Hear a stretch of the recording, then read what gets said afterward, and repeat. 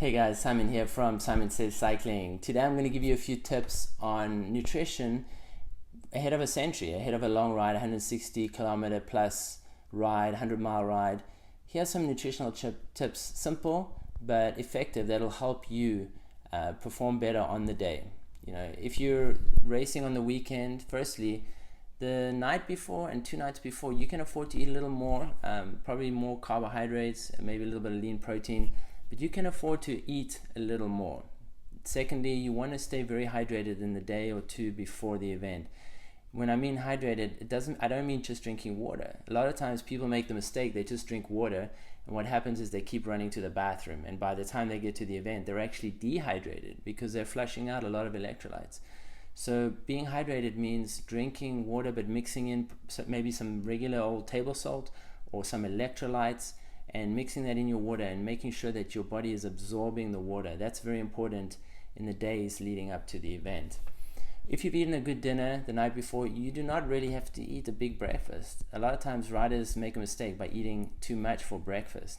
You've fueled up well, you're nice and rested, you don't need to eat a lot for breakfast. You might have 2 pieces of toast, maybe an egg or two, maybe 2 hours before. This would probably be, because most entries start pretty early, I would say aim to eat about 2 hours before, and that'll give you a nice enough fuel to start the race without feeling bloated, without feeling sluggish.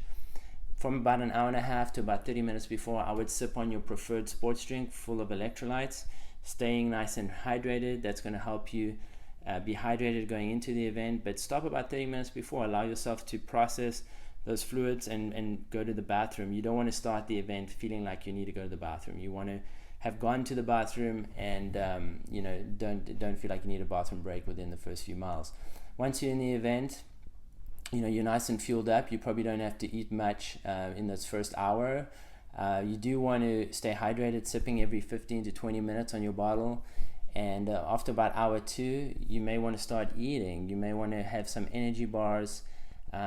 But the idea here is, if you are going to eat, start earlier, like in the second, third hour, and then coming into the final few hours, that's when you might want to use the gels, because at that point you're more fatigued and the gels are going to be processed a lot quicker.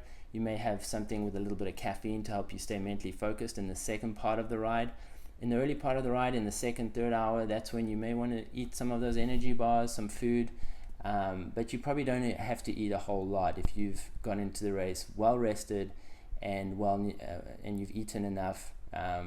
You don't have to eat a lot. Many times eating too much is actually going to slow you down.